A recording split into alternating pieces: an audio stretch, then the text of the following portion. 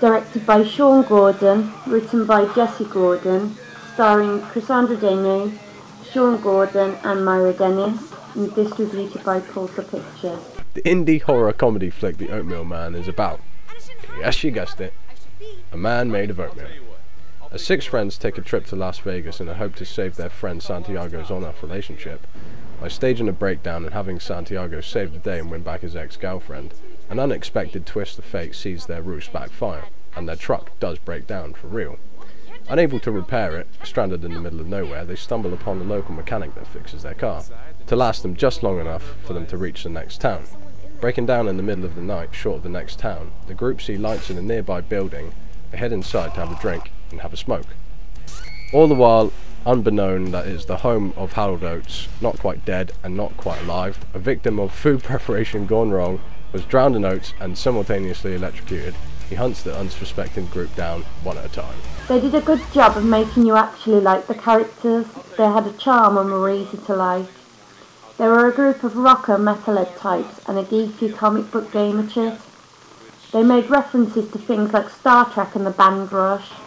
Instead of explaining who they were with long drawn-out talks between each other, they just had the sort of conversations you'd expect a group of friends to have.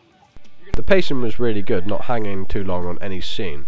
We were moved from the beginning, where they were all sat at home making plans to celebrate one of their friends' birthdays, to being swept onto the road in an unplanned adventure.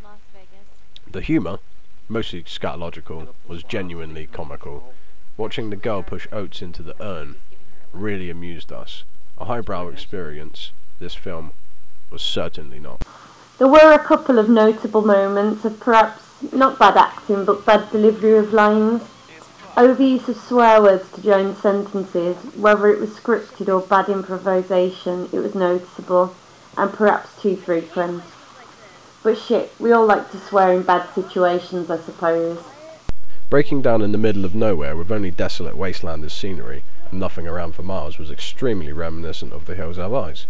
And so was John Carrius as Eddie, pulling off the creepy, verging on deranged mechanic the group employs to fix the car extremely well, and in a 70s stylized fashion.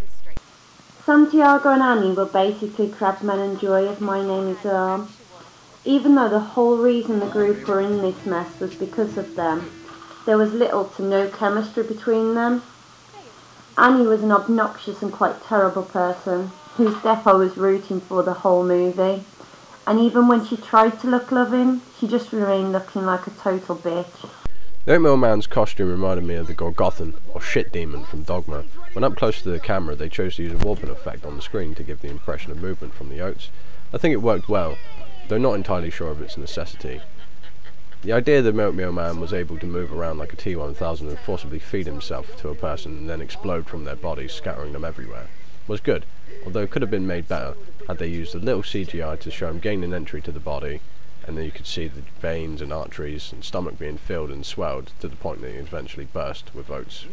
To summarise, it's a really enjoyable budget film. They didn't take themselves too seriously and the film flowed quite nicely. Even though I may have complained about a couple of small things in the story, it had characters being ripped apart, had explosive deaths, all the gore and humour you'd need. To sit and chill with a few beers and watch, it would offer you a couple of good laughs. Godspeed! Thanks again! No problem.